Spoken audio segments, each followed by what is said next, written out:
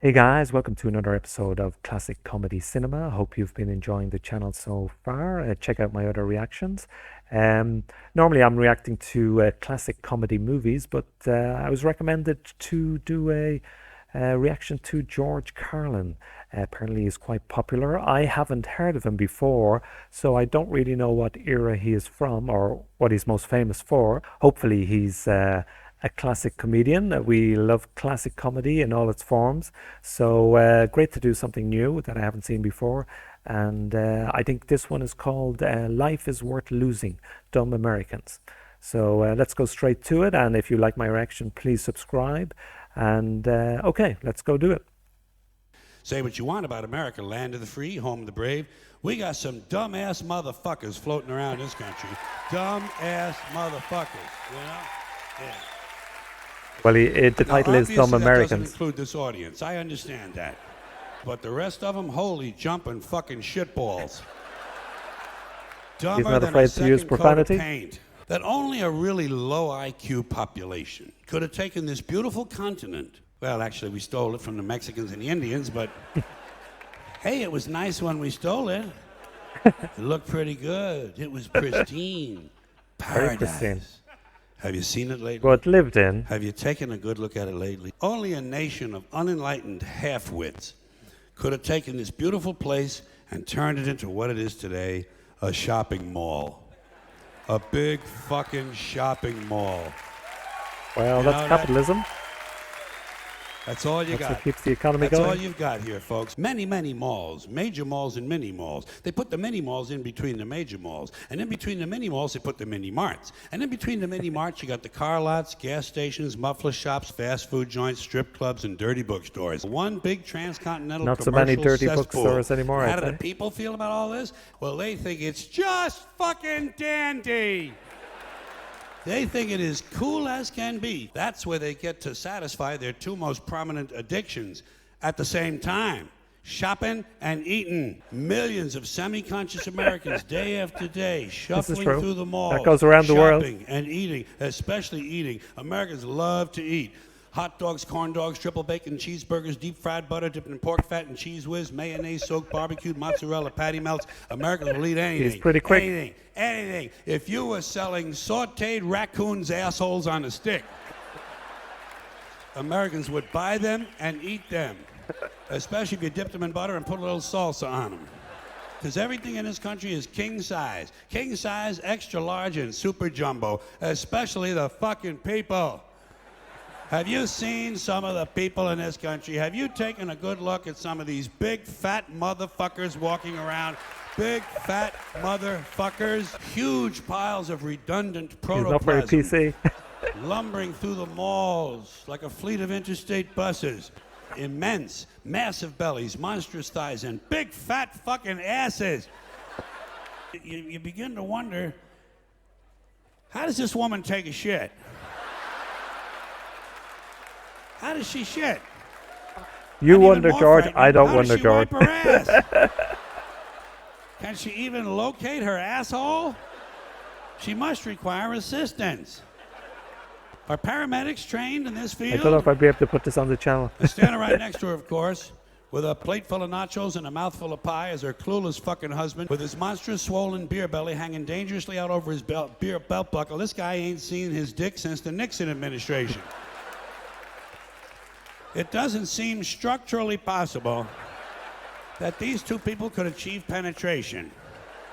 Maybe they're in that Cirque du Soleil or something. They are gargantuan. And in the summertime, God help us, in the summertime, they all want to wear short pants. All that is good and holy. I love short pants. Deliver me from fat people in short pants. Every one of them's got two dumbass kids with them. And the whole family is wearing T-shirts, and every one of them's got the same T-shirt. I'm with stupid. And besides wearing them T-shirts, every one of the family's got on a backpack. They got a backpack strapped to their back so they can carry around lots of stupid shit.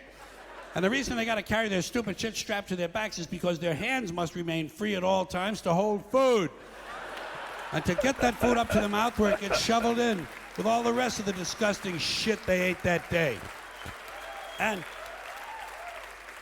another reason for the backpacks is these people are going to buy even more stupid shit. They ain't got enough stupid shit at home. They just had a stupid shit sale. They're gonna buy more. They're gonna go out in the parking lot and stuff this stuff into the big, fat, ugly, oversized SUV that's got plenty of room in it. Plenty of room in it for stupid shit and lots of room left over for these big, fat, ugly motherfuckers to get them home. Stopping, of course, for jelly roll and fried dough. These people are efficient, professional, compulsive consumers. It's their civic duty, consumption. It's the new national pastime. Fuck baseball, it's consumption. The only true, lasting American value that's left, buying things. Buying things. People spending money they don't have on things they don't need. Money they don't have on things they don't need. So they can max out their credit cards and spend the rest of their lives paying 18% interest on something that costs $12.50. And they didn't like it when they got it home anyway. Not too bright, folks. Not too fucking bright. But if you talk to one of them about this, if you isolate one of them, you sit them down rationally, and you talk to them about the low IQs and the dumb behavior and the bad decisions, right away they start talking about education. That's the big answer to everything. Education. They said we need more money for education. We need more books, more teachers, more classrooms, more schools. We need more testing for the kids. You say to them, well, you know, we've tried all of that, and the kids still can't pass the test. They say, oh, don't you worry about that. We're going to lower the passing grades. And that's what they do in a lot of these schools now. They lower the passing grades so more kids can pass. More kids pass, the school looks good, everybody's happy, the IQ of the country slips another 2 or 3 points, and pretty soon all you'll need to get into college is a fucking pencil. Got a pencil? Get the fuck in there, it's physics. Then everyone wonders why 17 other countries graduate more scientists than we do. Education. Politicians know that word. They use it on you. Politicians have traditionally hidden behind 3 things: the flag, the Bible, and children. No child left behind. No child left behind. Oh, really? Well, it wasn't long ago you were talking about giving kids a head start. Head start, left behind. Someone's losing fucking ground here. But there's a reason. There's a reason. There's a reason for this. There's a reason education sucks, and it's the same reason that it will never, ever, ever be fixed. It's never going to get any better. Don't look for it. Be happy with what you got. Because the owners of this country don't want that. I'm talking about the real owners now. The real owners, the big wealthy business interests that control things and make all the important decisions. Forget the politicians. The politicians are put there to give you the idea that you have freedom of choice. You don't. You have no choice. You have owners. They own you.